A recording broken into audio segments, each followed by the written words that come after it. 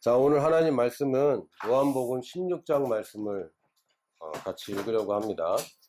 요한복음 16장 7절에서 13절 같이 읽도록 하겠습니다.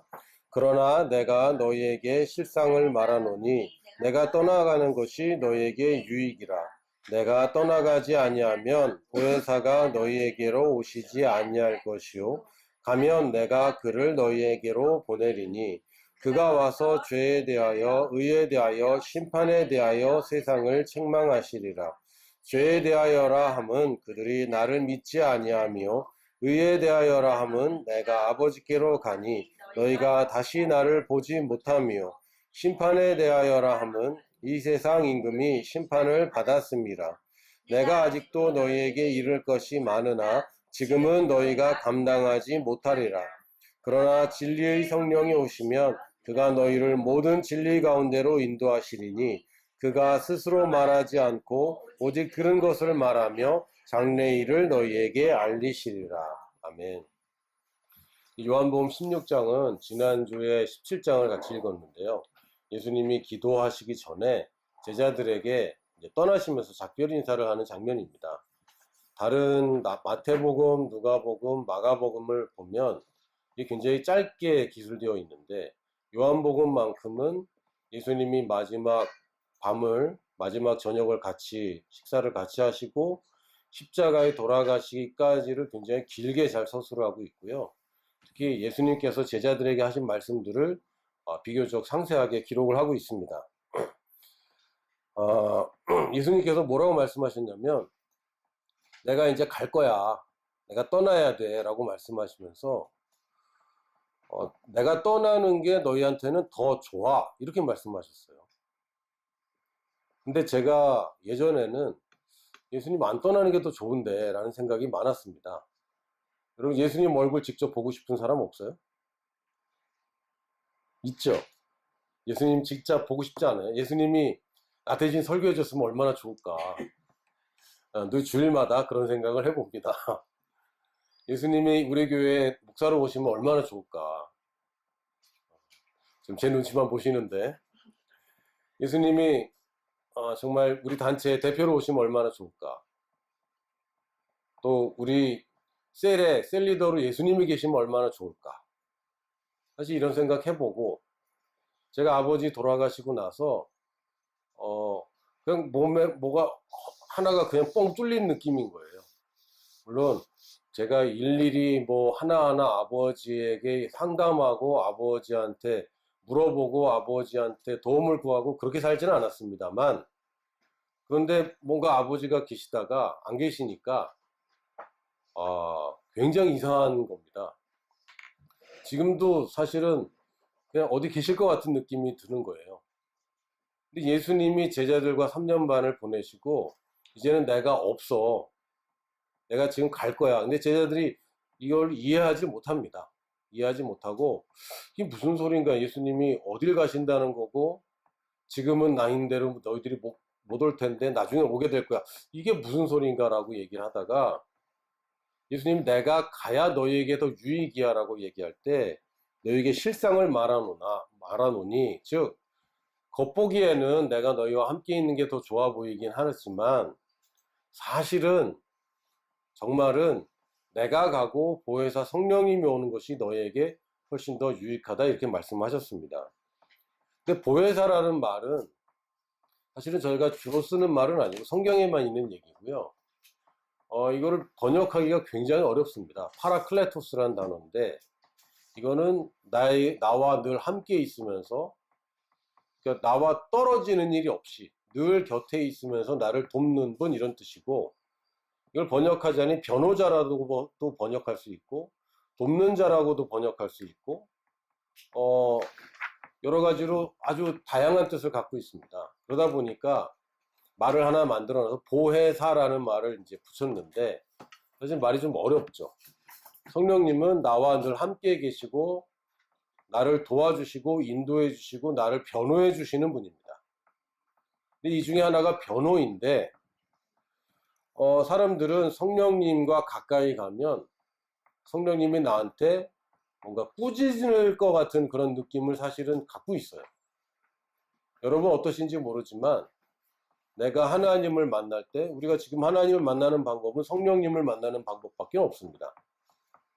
아들 예수님을 만날 수도 없고 아버지를 제가 1대1로 대면할 수도 없고 제가 하나님을 만나는 오직 유일한 통로는 성령님이신데 성령님을 만날 때에 우리가 자꾸 좀 정죄감이 들 때도 있단 말이죠. 그러나 예수님은 뭐라고 하셨냐면 성령님이 예수님 자체도 내가 너를 정죄하지 않는다고 하셨고 성령님 자체가 변호인이지 검사가 아닙니다. 성령님은 우리를 늘 변호하십니다. 이 파라클레토스란 단어에는 이런 뜻이 들어있습니다. 변호자란 뜻. 근데 예수님이 떠나셔야 우리에게 더 유익하다. 이 얘기는 예수님이 당시에는 12명을 만날 수밖에 없었고요. 이제는 예수님 대신에 성령님이 오셔야 이제 12명에 국한된 예수님이 아니라 모든 민족에게 각자가 하나님을 만날 수 있는 성령님이 더 유익한 것입니다. 예수님이 우리 교회 목사님으로 오시면 좋겠지만 여러분이 예수님을 독점할 수가 없습니다. 12명 가운데 계셨지만 어느 누구도 예수님을 독점할 수 없고 24시간 예수님과 동행할 수도 없었습니다. 그러나 성령님은 감사하게도 내가 독점할 수 있는 하나님이에요. 실제로 그런 게 아니지만 마치 오직 나만 하나님을 모시고 계신 것 같은 다른 사람과 하나님이 없고 오직 하나님이 나와만 함께 있는 것 같은 이런 독점할 수 있는 유일한 하나님입니다. 그 하나님이 우리에게 오셔야 우리에게 더 유익한 것이죠. 그런데 사람들은 자꾸 내가 유익을 얻는 것만 자꾸 생각하는데 사실 내가 유익을 얻는다는 얘기는요. 내가 성장할 수 있고 내가 뭔가 하나님 나라에 동참할 수 있다는 뜻이지 내가 편해지거나 내가 더 뭔가 좀 게을러도 되고 내가 하는 일이 복을 받는 그런 차원이 아닙니다. 성경의 방향성은 내가 복을 받는 것에 멈추는 것이 아니라 나를 통해서 하나님이 뭔가를 하시는 것이 나에게 유익입니다. 예수님이 계실 때는 모든 사역은 예수님 중심이었고 하나님이 예수님을 통해서 일하셨습니다. 그러나 이제는 예수님이 이 땅에 안 계시기 때문에 우리가 유익하게 된 이유는 이제는 하나님이 우리를 사용하시기 때문입니다. 다시 말하면 예수님이 계실 때 요한복음 9장 5절에 보면 내가 세상에 있는 동안에는 내가 세상의 빛이야 이렇게 말씀하셨어요. 예수님이 세상에 계시는 동안에는 예수님이 세상의 빛입니다. 그런데 마태복음 5장 14절에는 너희가 세상의 빛이다 그러셨습니다.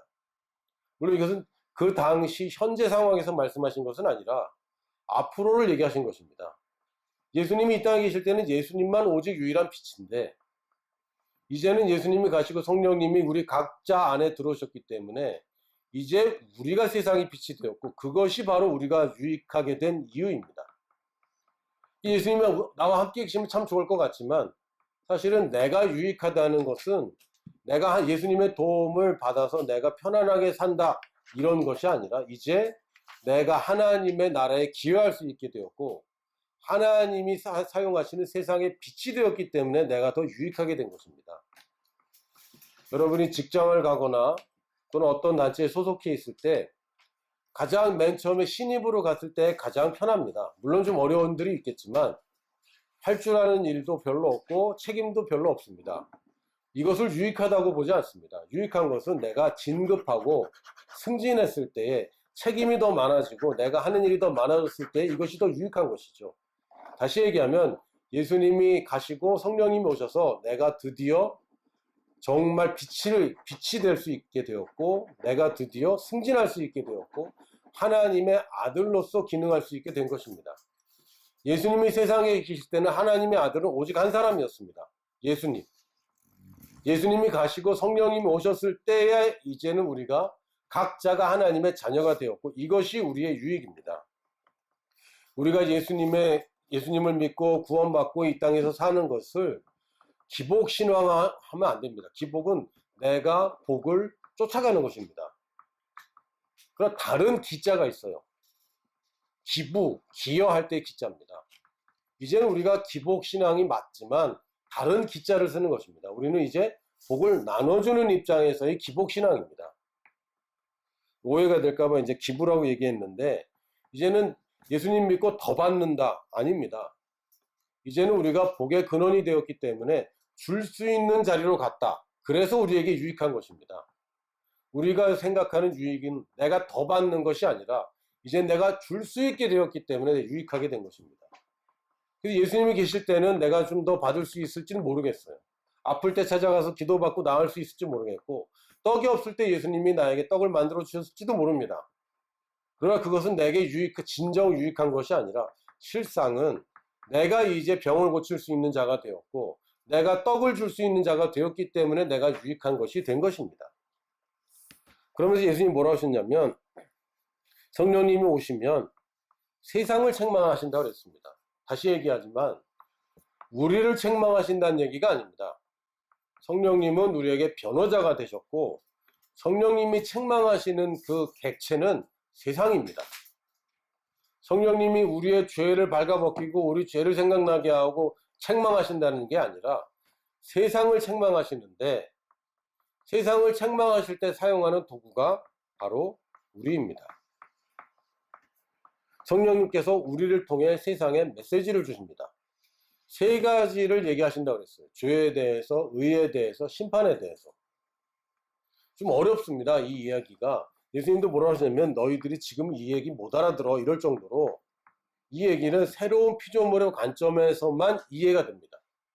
그냥 복음서의 관점에서만 이것을 볼 때는 굉장히 어렵습니다. 왜냐하면 복음서는 유대인들과 제자들에게 하신 말씀인데 아직 부활하지 못했고 아직 성령님이 오지 못했고 아직 새로운 피조물이 되지 못했고 의에 대해서 제대로 된 계시가 없는 상태에서 복음서가 기록되었기 때문에 그 상황에서 이해하면 이해가 안 됩니다. 그러나 서신서를 보고 서신서에서 말하는 우리가 진짜 누구인가로 들어간 다음에 보면 그때서야 우리가 이해할 수 있습니다. 죄에 대해서 얘기한다고 그랬을 때 우리가 죄를 생각하면, 여러분 죄하면 떠오르는 인상들이 있죠. 잘못하는 거, 내가 뭔가 하면 안 되는 걸 한 거. 자꾸 우리는 행위 쪽으로 들어가는데 죄라는 것은 관역을 벗어나 있다는 얘기입니다. 사실은 행위보다 상태적인 이야기고요. 우리가 화살을 쏘면 관역에 맞아야 되는데 관역에 안 맞아 있는 상태가 지금 죄입니다. 그러니까 올바르지 않은 관계 가운데 있는 것. 하나님이 원래 계획하고 창조한 그 상태가 아니라 하나님의 원래 뜻과 관계없이 되어 있는 상태가 죄인데, 세상을 책망하실 때 죄를 책망하신다고 그랬고, 그게 무슨 뜻이냐면 하나님이 보내신 예수를 믿지 않는 것이라고 했습니다. 불신자 중에 이런 얘기가 많습니다. 믿지 않는다고 지옥 보내냐고. 그런 하나님이 어디 있냐. 이런 식으로 얘기를 합니다. 근데 그런 반응이 나오는 것 자체가 일단은 겸손하지 못한 상태이고요. 하나님을 없다고 치고 지금 얘기하는 것이고 하나님을 깔보는 것입니다. 진짜 창조주가 계시다, 진짜 하나님이 계시다, 그럼 그렇게 얘기하면 안 되죠. 지금 자기 입장에서 자기가 신의 위치에 가서 내가 안 믿는다고 나를 감히 지옥에 보내? 그런 게 어딨어? 라고 얘기하는 겁니다.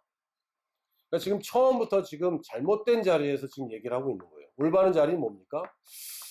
나는 한계가 있고 나는 죽음이 두렵고 난 죽음을 이길 수 없고 내가 이 세상에서 계획한 것들이 다 계획대로 되지 않고 내가 질병을 이길 수 없고 가난을 벗어날 수 없는 이 상태인데, 하나님이 정말 계시다면 어디 계시는가라고 찾는 상태에서 하나님을 만날 수 있는 것이지, 하나님이 있다면 한번 나와봐, 그리고 안 믿는다고 지옥을 보내?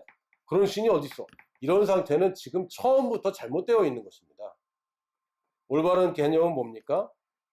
하나님이 정말 계시다면 나에게 뭔가 방법을 줬을 텐데 그 방법은 무엇일까? 그리고 나는 그것을 어떻게 찾을 수 있을까? 이렇게 가면은 이 사람은 복음에서 멀지 않습니다. 많은 사람들이 정말 복음을 원해서가 아니라 하나님을 찾기 원해서가 아니라 자기 변명을 하고 있어요. 이건 교만입니다. 하나님이 기껏 보내줬는데, 하나님이 유일한 길을 제시해줬는데 그 길을 따라가지 않는 자들은 하나님이 주시는 축복에서 멀어질 수밖에 없고 그 혜택을 못 받는 상태가 될 수밖에 없는 것이고요. 죽음과 지옥은 디폴트로 있는 것입니다. 원래 그렇게 되어 있어요. 죄인은 지옥 가게 되어 있어요. 그래서 하나님이 계시한 이 길이요 진리요 생명이신 예수 그리스도 오직 유일한 길을 받아들이지 않는다는 것은, 즉 하나님이 보내신 분, 그리스도가 무슨 뜻입니까? 보냄받은 자는 뜻입니다. 기름 부음 받은 자, 보냄받은 자, 이분을 믿지 않는다는 것은 결국 죄 가운데 있다는 것입니다. 이것을 벗어나지 못한다는 것이고, 성령님이 주시는, 세상에 주신 메시지는 뭡니까? 하나님이 보낸 예수님을 믿으라는 것입니다. 이것을 우리가 복음이라고 여기는데, 이것은 복음의 3분의 1입니다. 나머지 3분의 1은 또 무엇입니까? 의에 대해서입니다. 분명히 죄에 대해서 책망을 하셨습니다. 근데 또 행위적인 의에 대해서 책망하실 필요가 없는 거예요. 이건 앞뒤가 안 맞는 얘기입니다. 죄에 대해서 책망하는 것과 의에 대해서 책망하는 것은 다른 이야기입니다. 죄에 대해서 책망하는 것은 지금 이 상황에서 아직 예수님을 믿지 않는 상태를 얘기하는 것이고, 의에 대해서 책망하는 것은 의에 대한 메시지를 얘기하시는 것이고, 이것은 우리가 예수님을 믿고 거듭날 때야 비로소 얻게 되는 이 의의 상태를 얘기하는 것입니다. 의의 본성, 새로운 본성을 얘기하는 것입니다. 그러므로 이제는 다시 태어날 수 있는 성령님이 주시는 메시지를 얘기하는 것이지, 내가 의롭게 살지 못했어, 이건 죄에 대해서 책망하는 거랑 똑같잖아요. 의에 대해서 말씀하시는 것은 뭐라고 됐습니까? 내가 아버지께로 가니 너희가 다시 나를 보지 못하는 것, 이걸 얘기하는 것이고, 아니 예수님을 보지 못하는 게 어떻게 의에 관한 얘기입니까? 예수님이 이 땅에 없는 것이 어떻게 의에 관한 얘기입니까? 앞부분에 얘기했잖아요. 예수님이 가셔야 성령님이 오시는 것. 다시 얘기하면 의에 관한 얘기는 성령님이 다시 오셔야 이제는 의에 대해서 우리가 의롭게 될 수 있는 것이고, 이것은 새로운 본성에 관한 것이고, 이건 부활과 거듭남에 관한 이야기입니다. 나머지 3분의 1은 무엇이냐면 심판에 관한 얘기를 했습니다. 그러면서 이 세상 임금이 심판을 받았다라고 얘기했습니다. 이제는 이 세상 임금이 심판을 받았기 때문에 진짜 왕이 누구입니까? 예수 그리스도입니다. 이 왕의 대리인이 누구입니까? 교회입니다. 교회의 일원인 우리들입니다. 그리고 이제 이 왕이 다시 오시는 일만 남아 있습니다. 이것을 우리는 뭐라고 그러냐면요, 선교라고 부릅니다. 단지 믿는 자의 권세로서 죄와 질병과 가난을 이기는 것만이 우리의 싸움이 아니라 진짜 왕이 누구인가에 관한 것입니다. 진짜 왕이 누구인가? 세상 임금은 심판을 받았고, 이제 전쟁은 끝났고 분명히 승리를 했는데 여전히 잔당들이 남아있는데, 우리가 지금 싸우는 싸움은 우리 앞에 있는 적들하고 싸워서 이 국지전으로 이겨내는 것이 아니라, 이제는 예수 그리스도가 진짜 왕이 되셨음에도 불구하고 이 세상의 왕으로 다시 오지 않고 계실 때에 이 왕이 오는 길을 예비하는 것이 우리의 싸움입니다. 다시 얘기하면 우리가 가진 믿는 자의 권세는 단지 우리 삶의 문제를 해결할 뿐만 아니라 이것이 표적이 되고 증거가 되어서 결국은 모든 민족에게 복음이 증거되어서 진짜 심판이 와야 되는 종말을 이야기하는 것입니다. 그래서 예수님이 다시 오셔야 이 심판이 이루어지는 것인데, 이 일을 하시는 분이 누굽니까? 성령님입니다. 성령님이 하시는 일이 뭡니까? 죄를 깨닫게 하시고, 또 이제 의롭게 될 수 있도록 거듭나게 해주시고, 이제 선교를 완성하시는 일까지가 성령님이 하시는 일이며, 우리가 전해야 되는, 세상에 전해야 되는 메시지도 이 세 가지를 다 포함해야 됩니다. 예수 믿고 복 받으세요, 이거는 3분의 1에 해당됩니다. 이제는 당신이 완전히 다른 인생을 살 수 있고 당신의 본성이 완전히 변할 수 있습니다. 이것도 3분의 2입니다. 마지막 우리가 온전한 복음은 무엇입니까? 이제는 당신이 이 세상에 권세를 가졌을 뿐만 아니라 이 세상 임금이 심판받았고 새로운 임금이 이제 대관식을 하러 오셔야 되는데, 이 길을 예비하는 것이 당신의 사명입니다. 선교 얘기까지 해야 사실은 이 복음이 완성되는 것입니다. 그래서 아주 쉽게 얘기하면 이것을 십자가와 부활과 재림 이렇게 얘기할 수 있어요. 예수님이 십자가에서 죄를 해결하셨고 부활하심으로 우리에게 의를 주셨고 이제는 예수님 다시 오시는 길을 우리에게 맡기셨습니다. 이게 온전한 복음이고 다시 쉽게 얘기한다면 우리가 예수님의 대리인이고 성령님의 대변인으로서 이 교회가 예수님의 대리인으로서 믿음으로 의롭게 되어 승리자, 다시 얘기하면 선교자의 삶을 사는 것, 이게 우리의 인생입니다. 승리자는 내 문제 해결하는 것이 승리자가 아니라 저 문제까지 해결해야 승리자이고, 왜냐하면 우리가 승리자라고 얘기할 때 이건 정복자를 얘기하는 것입니다. 나를 공격하는 질병과 가난을 이겨내는 것, 이건 방어자들이 하는 거고요. 정복자는 저들을 구출해내는 것이 우리의 승리입니다. 그래서 우리가 승리했다라고 얘기할 때는 정복했다라는 개념으로 생각을 하셔야지 단지 내가 이 싸움에서 이겼다. 아닙니다. 저 싸움에서까지 이겨야 우리가 진정한 승리자입니다. 예수님은 자기 자신의 싸움으로 이기신 적이 없습니다. 예수님은 자기 문제 가지고 쩔쩔맨 적이 없습니다. 예수님의 승리는 이미 승리자, 정복자셨기 때문에 자기 문제를 가지고 싸운 게 아니라 인류의 문제를 가지고 싸우셨고 그 싸움을 이기셨습니다. 그러니까 우리가 예수님의 본성으로 다시 태어났다면 이제 우리의 싸움도 자기 문제의 싸움이 아니라 인류의 문제를 싸우는 것입니다. 이게 우리의 부르심입니다. 다시 얘기하면 이것은 선교에 관한 얘기죠. 성령님이 처음 오셨을 때 이분이 무엇을 하셨냐면 사도행전 1장 8절에 보면 오직 성령이 너희에게 임하시면 너희가 권능을 받고, 여기서 멈추면 안 됩니다. 권능을 받습니다. 은사주의 또는 영성운동 하시는 분들이 문제가 뭐냐면 여기서 멈추는 거예요. 권능을 받고 해서 끝나면 안 됩니다. 예루살렘과 온 유대와 사마리아 땅끝까지 이르러 거기까지 가는 것을 포함하는 거고요. 그리고 내 증인이 되리라 하셨습니다. 증인되는 것이 성령님의 목적입니다. 권능을 받아서 내가 이 땅에서 그냥 복을 누리고 사는 것이 성령님의 목적이 아니라 권능은 당연히 받는 것이고 그러나 증인의 삶을 사는 것이 성령님이 이 땅에 오신 유일한 목적입니다. 이 증인 안에 권능이 포함되어 있는 것이죠. 성령님은 증인의 영입니다. 따라 볼까요? 성령님은 증인의 영이다. 성령님은 증인의 영이다. 우리에게 성령님의 열매와 은사가 있습니다. 성령님의 열매는 우리의 삶의 변화를 얘기하고 우리 성장을 얘기합니다. 성숙을 얘기합니다. 성령님의 은사는 나타나는 능력과 표적과 기사들을 얘기합니다. 이 둘 중에 뭐가 더 중요하냐? 이거 따질 필요 없습니다. 왜? 성령님께 이 두 가지가 다 있는 것이고요. 우리 이 두 가지를 다 취해서 그래서 뭐합니까? 증인의 삶을 사는 것입니다. 나는 성숙해졌어. 끝! 아닙니다. 성숙하면 재생산이 꼭 있게 마련입니다. 사람이 자라서 성숙해지면 결혼하고 아기를 낳는 거죠. 그뿐만 아니라 따르는 표적들이 분명히 나타나게 되어 있습니다. 문제가 해결됩니다. 나와 내 이웃들, 내가 만나는 사람들의 문제들이 해결됩니다. 이 이유가 뭡니까? 이것 자체만이 목적이 아니라 이것을 통해서 나와 같은 사람들이 더 생기는 것이고 증인의 삶을 사는 것입니다. 삶으로 증거하는 것이고 따르는 표적으로 내 말이 확증되는 것입니다. 이게 성령님께서 하시는 말입니다. 만약 우리가 말로만 복음을 전한다면 성령님 안 계셔도 됩니다.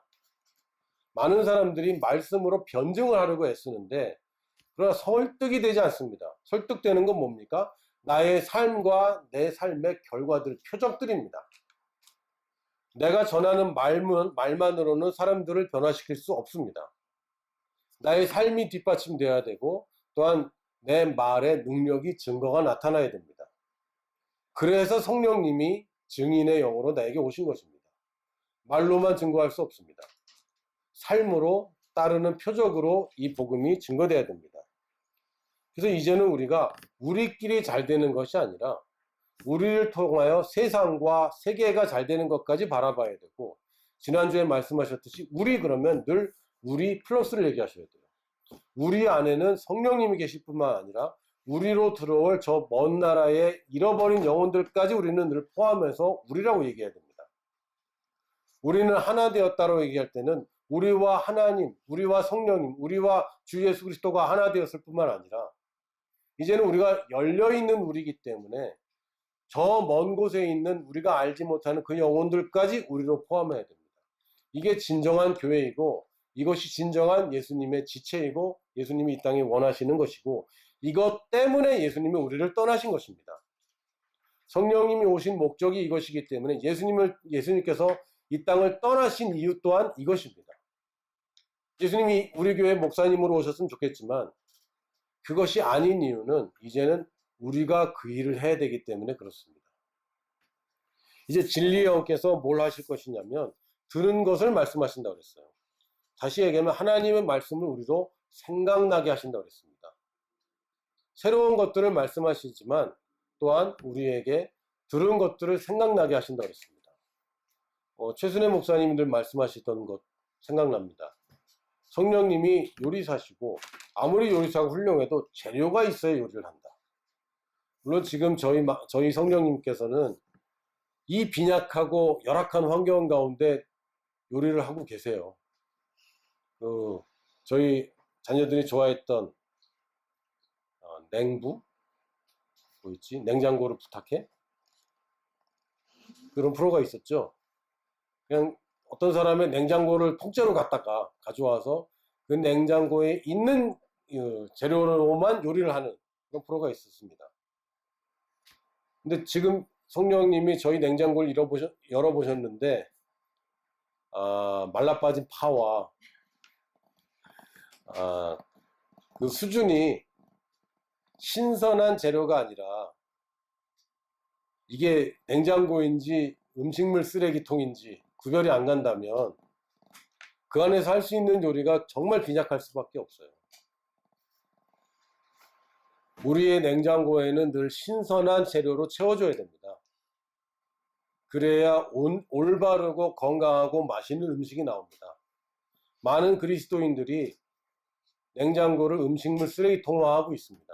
전에 들었으니까, 저거 아는 거니까, 나도 배웠어, 나도 성경 읽었어. 그거 상했죠. 신선한 재료로 다시 채우시기 바랍니다. 하나님 말씀을 여러분이 계속 듣고 읽을 때에 그것을 떠오르게 하시고 여러분이 지금 위기의 상황에서 그것이 인도받을 수 있는 우리 인덱스가 되는데 그거를 안 쟁여 놓으면 아무리 위기가 오고 아무리 배가 고파도 성령님이 해줄 수 있는 요리는 한정될 수밖에 없는 거예요. 늘 감사하게도 그런 상황에서도 늘 요리를 잘 해주셨어요. 그렇지만 그럼에도 불구하고 우리는 신선한 재료를 채워야 됩니다. 또 하나는 장례일을 알려주신다고 했습니다. 그럼 기대되지 않습니까? 장례일을 알려주십니다. 번호 6개 알려주실지도 모르겠어요. 그런데 알려주실 수 있어요. 그것을 내가 정말 분별할 수 있고 그것이 나에게 유익한 거라면 성령님이 안 가르쳐 줄 이유가 없습니다. 아까 얘기했지만 여러분이 뭐 재판 영화나 뭐 법정 드라마 이런 거 보면 정말 피고가 된 사람은 아무 생각 없는 경우 있지 않습니까? 지식도 없고 지혜도 없고 근데 유능한 변호사가 나타나서 이걸 다 만들어주잖아요. 성령님이 보혜사라면 성령님이 내 삶을 정말 아름답게 가꾸고 싶어 합니다. 심지어 나보다 더. 그러니까 성령님은 내게 가장 좋은 것을 말씀하고 싶어 합니다. 문제는 뭐냐면 우리가 분별하는 것과 그것을 진짜로 선택하고 그것을 행동에 옮기는 우리에게 달려 있습니다. 성령님이 아무리 잘해줘도 우리의 재료가 없으면 음식을 못 만들고요. 음식을 만들어줘도 그것을 내가 먹지 않으면 아무 일도 일어나지 않는 것입니다. 사실은 나한테 달린 거예요. 여러분 눈치채셨을지 모르겠지만 제가 지금 몇 주 동안 하나님과 우리 가운데 하나됨이라는 주제를 가지고 지금 얘기를 하고 있습니다. 성령님이 인도를 하시는데 누가 누구에게 맞추는가는 자명합니다. 성령님이 나한테 맞춰주실수록 우리에게 손해입니다. 내가 성령님께 맞출수록 더 유익합니다. 예수님 가만 보면 제자들한테 많이 맞춰주셨어요. 그래서 진리를 제대로 온전하게 설명을 못했습니다. 늘 비유를 통해서 또 너희들이 지금 못 깨달을 텐데 그러니까 유익합니까? 유익하지 않은 거죠. 주님이 나한테 맞춰주시지만 결국 나한테 맞춰줄수록 내가 유익함은 적어지는 것이고, 하나 된다고 그랬을 때는 맞춰야 되는 것이고, 누가 누구에게 맞추는가는 여러분이 결정해야 됩니다. 여전히 하나님 도와주세요, 주님 위로해 주세요, 하나님이 나한테 맞추라는 얘기입니다. 그게 유익이라고 착각하면 안 돼요. 내가 하나님께 맞출 때 유익한 것이고, 내가 드디어 하나님과 하나 되어서 성령님이 내 안에 들어오셔서 내가 성령님께 맞출 수 있게 되었습니다. 왜? 나의 본성이 바뀌었기 때문에. 나의 본성이 이제는 내가 주님께 맞추는 것입니다. 이게 하나됨입니다. 내가 하나님의 말씀으로 주님께 맞추고 성령님이 인도하심으로 내가 주님께 맞추는 것입니다. 이 하나된 삶을 사는 사람들이 결국 이 세계를 변화시키고 내가 알지 못하는 그 영역까지 선교를 할 수 있는 유일한 존재들입니다. 내 삶을 경외하지 못하고 내가 하나 되지 못하면서 증인의 삶을 산다는 것은 사실은 참 어려운 이야기입니다. 불가능하진 않습니다. 가끔 이런 일도 벌어지거든요. 요나 같은 경우도 보면 하나님의 마음에 부합하지 않고 아주 최소한만 하나님께 맞췄습니다. 가서 시키는 대로 그냥 아주 최소한에 했는데도 하나님께 역사하셨어요. 그러나 우리에게 유익하지는 않은 겁니다. 요나를 통해서 니느웨는 회개했지만 요나는 유익함이 없었죠. 성령님께서 우리에게 유익하도록 오셨습니다. 그 유익함은 우리가 성령님께 맞추는 것입니다. 할렐루야. 우리 여러분의 사고와 지경을 넓히시기 바랍니다. 나는 이제 증인의 영을 가졌다. 내가 성숙해지는 것과 나를 통하여 문제가 해결되고 초자연적인 일이 벌어지는 것이 나만의 것이 아니라 이것을 통해서 나의 전하는 말씀이 확증되어질 것이고, 그래서 이 사람까지 나의 말뿐만 아니라 나의 삶과 나의 표적까지 합이 되어서 이 일이 어디까지 갑니까? 땅 끝까지 가면 드디어 주님 다시 오시는 것이고, 이런 통합적인 총체적인 여러분의 인생을 바라보시기 바랍니다. 이것이 성령님이 우리를 유익하게 하시는 것이고 나와 함께 하시는 것입니다. 할렐루야. 여러분, 코로나로 두려워하지 마세요. 여러분이 조심해야 되고, 여러분 온라인으로 예배드린다고 제가 정죄하지 않습니다. 성령님도 안 하시고 저도 안 합니다. 저는 여러분을 변호하러 여기 와 있습니다. 여러분이 조심할 건 조심하셔야 됩니다. 그러나 걱정하는 것과 계획하는 것은 다릅니다. 여러분, 두려움 없이 여러분이 계획할 수 있습니다. 아직도 위기가 끝나지 않았고 아직도 많은 위험들이 분명히 존재합니다. 그럼에도 불구하고 여러분은 정복자라는 사실을 잊지 마시기 바랍니다. 방어자가 아닙니다. 정복자입니다. 이 어렵고 힘든 시기를 통해서 여러분이 더 많은 영혼들을 이겨낼 것입니다. 더 많은 영혼들을 주님의 구원의 자리로 초청할 수 있게 될 것입니다. 하나님이 이 병을 주셨다고도 말씀하지 마십시오. 어떤 사람들은 중국이 그렇게 하더니 하나님의 벌을 받았다, 이렇게 얘기하는 사람들도 있습니다. 그리고 한국 교회가 하나님의 벌을 받아서 이런 일이 벌어졌다, 뭐 이렇게 얘기할 수도 있는데요. 그것은 현상만을 가지고 하나님을 오해하는 것입니다. 하나님 정죄 안 한다고 되어 있잖아요. 마지막 심판 외에는 더 이상 이제는 심판이 없습니다. 그러나 죄 가운데 있으면 어려운 일을 당하는 것입니다. 하나님이 여전히 개입해서 뭔가를 하실 수 있다면 이 세계를 복음화하고 끝내셨어야죠. 이 일을 우리 교회에 맡기셨고, 이 교회가 제대로 일을 하지 않으면 이런 고통받는 사람들이 점점 늘어날 수밖에 없는 것이고, 자기가 이 죄와 저주의 자리로 찾아갔을 때는 이런 저주로 신음할 수밖에 없는 것입니다. 거기에 하나님을 개입하시지 마시기 바랍니다. 그러나 이런 상황 가운데서도 하나님은 이 상황을 변화시키는 분이고, 성령님이 우리를 통해서 이 세상을 심판하시는데, 이 세상에 메시지를 전하시고 죄와 의와 또한 심판에 대한 메시지를 우리에게 전해주셨기 때문에 이제는 우리가 이 모든 것을 포함한 온전한 복음을 전하는 역할을 하는 것뿐입니다. 상황과 상관없이 여러분은 정복자이고 증인의 삶을 사시기 바랍니다. 할렐루야. 축복합니다.